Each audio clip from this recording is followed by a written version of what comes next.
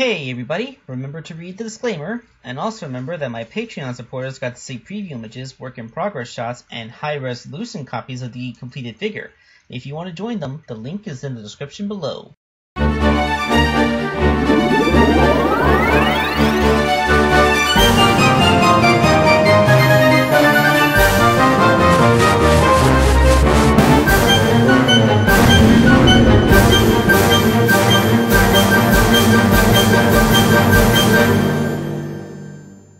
Hello my friends, this is Waking Until 2001 coming at you with the next part of Sparklewolf404's Splatoon commission. This one is Callie. She's a singer, right? Like an idol, Callie and Mari, the twins. I think they're twins. Guys, I don't know anything about Splatoon, okay? I don't play Splatoon. It seems like a perfectly nice game. It's just not something I ever really played because I don't play stuff with a strong multiplayer focus like that. And I'm not sure if I'm not sure if she ever transforms in the game, but I'm also making her little blooper form, so that's gonna be in here too. So the base figure is of course going to be the Inkling girl, because why not?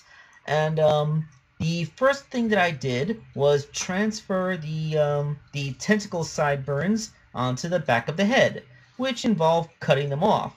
And I found it kind of funny that they had these little square pegs in the side of her head, so, you know, they had actual attachment points.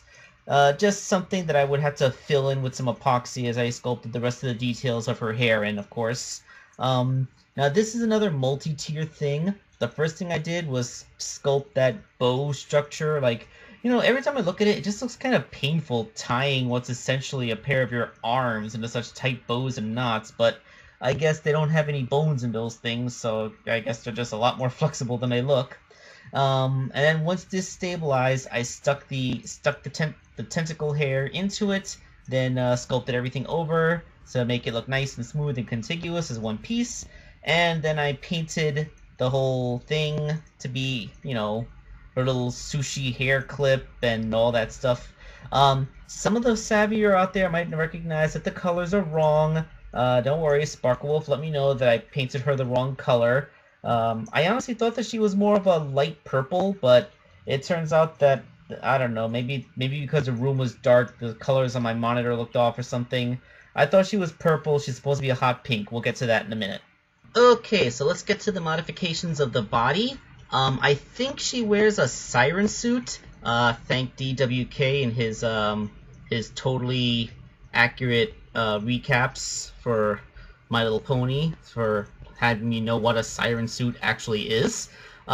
Basically, it just kind of has like puffy short legs. Couldn't capture the look perfectly because I wanted the hips to still be able to move, but you know, I got the spirit of it going on. And not to mention that dress that she wears, it has the 3 slits in the middle that reveal the pink. I like to think that she's just wearing like an underlayer and that she didn't cut directly into her flesh to create this. And of course her dress isn't straight up black, it actually has like this shiny metallic effect, which, oh god help me, I use glitter to replicate. Yep, I painted a thin layer of crazy glue on, sprinkled some glitter on it, then put another layer of crazy glue on top to make sure that it wouldn't scrape off, and yes, I did kind of get glitter all over my chair and my hands, which looked like I had been doing improper things with ladies of a certain type for a while. But you don't need to know about that kind of detailing. Oh yes, there is like a lacing that goes in the back. I tried to just paint this pattern on, but I couldn't just paint it. It was too fine a detail. So again, because I'm completely insane, I cut some hair-thin pieces of craft foam and stuck them onto the back in the pattern of lacing.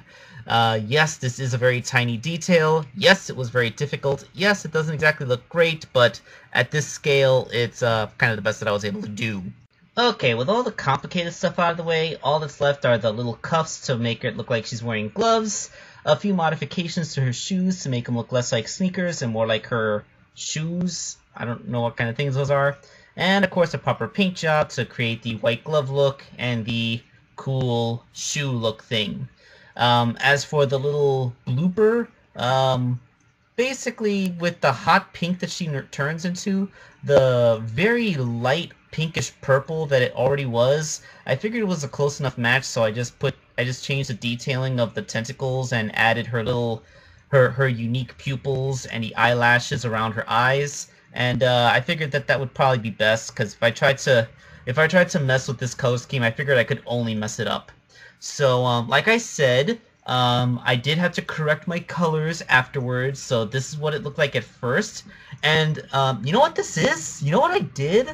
This is Bayonetta. I totally just completely by accident made a Bayonetta Inkling fan character. So, yeah, this is Bayonetta Inkling. It's the new crossover DLC for Splatoon. So yeah, Nintendo, Sega, give me a call. Alright, so let's actually take a look at the actual color scheme for Callie here. And there she goes! Yay! She's hot pink now, the proper colors and all that. Yeah, I should have looked up the amiibo sooner, because if I just looked up pictures of the amiibo first, then I never would have made that Bayonetta color scheme. Although I guess it's kind of worth it just for the fact that I was able to make a Bayonetta joke here. I mean, who would ever expect me to name drop Bayonetta during a Splatoon custom, right? So, she is a singer, right? I seen in the commercials that Inklings talk with like a gibberish language, like they do in Animal Crossing, like.